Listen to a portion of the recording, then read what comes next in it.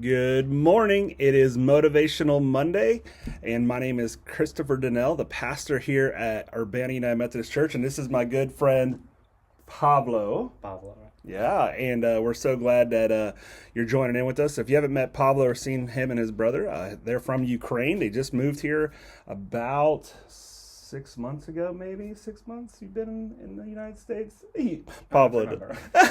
It's all good, but Pablo has been a great help and blessing to us here at Urbana UMC, and we're so thankful for him and his brother. They're living with some members of our church, the King family, and they've been a great asset to our community.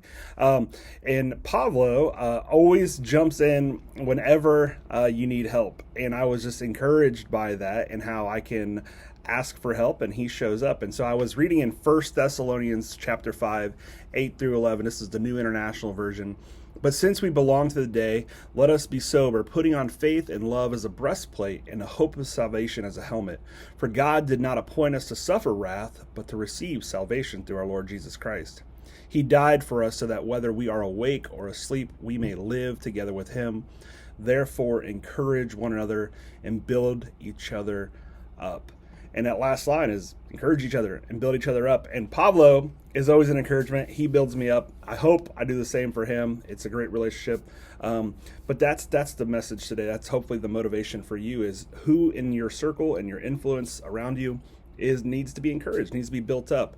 And maybe you need that. And so if you're feeling isolated or not connected to a body that would encourage you, build you up, I would encourage you to find that.